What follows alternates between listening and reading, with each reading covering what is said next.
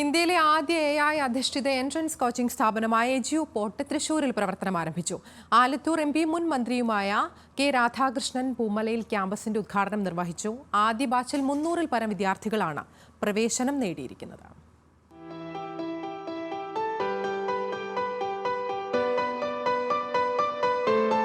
NEET JEE entrance coaching പരീക്ഷകൾക്ക് തയ്യാറെടുക്കുന്ന വിദ്യാർത്ഥികൾക്ക് മികച്ച പരിശീലനം ലക്ഷ്യമിട്ടാണ് എജ്യുപോർട്ടിന്റെ രണ്ടാമത്തെ ക്യാമ്പസിന് തൃശൂരിൽ തുടക്കമായത്. ലോകോത്തര നിലവാരത്തിലുള്ള പഠന രീതികളും സൗകര്യങ്ങളും ഒരുക്കിയിരിക്കുന്ന ക്യാമ്പസ് പ്രവർത്തിക്കുന്നത് തൃശൂർ പൂമലയിലാണ്. നീറ്റ് ജി എൻട്രൻസ് കോച്ചിംഗ് രംഗത്ത് അഡാപ്റ്റീവ് ലേണിംഗ് എന്ന നൂതന പരിശീലനം ലഭ്യമാക്കുന്ന ക്യാമ്പസിന്റെ ഉദ്ഘാടനം കെ രാധാകൃഷ്ണൻ MP നിർവഹിച്ചു.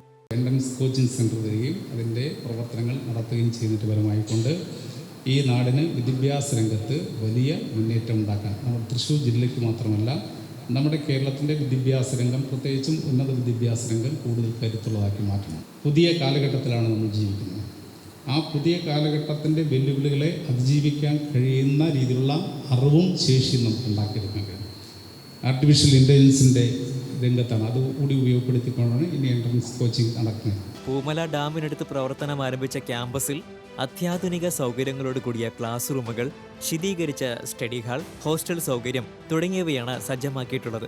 ആദ്യ ബാച്ചിൽ അഡ്മിഷൻ എടുത്ത 300-ലധികം വരുന്ന വിദ്യാർത്ഥികളുമായിട്ടാണ് എജ്യുപോർട്ട് തൃശ്ശൂരിൽ പ്രവർത്തനം തുടങ്ങുന്നത്.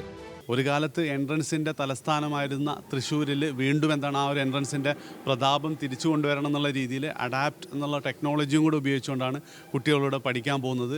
പരമ്പരാഗത വിദ്യാഭ്യാസ സമ്പ്രദായങ്ങളിൽ നിന്ന് വ്യത്യസ്തമായി സമ്മർദ്ദരഹിതവും വിദ്യാർത്ഥി സൗഹൃദവുമായിട്ടുള്ള വിദ്യാഭ്യാസത്തിന് മുൻഗണന നൽകുന്നതാണ് എജ്യുപോർട്ട് മുന്നോട്ട് വയ്ക്കുന്ന പരിശീലന രീതി. ഈ വർഷം മുതൽ 7 മുതൽ 10 വരെയുള്ള വിദ്യാർത്ഥികൾക്കായി നീറ്റ് ജി ഫൗണ്ടേഷൻ ക്ലാസുകളും തുടക്കമിട്ടതായി എജ്യുപോർട്ട് മാനേജ്മെന്റ് അറിയിച്ചു. ന്യൂസ് മലയാളം, തൃശൂർ.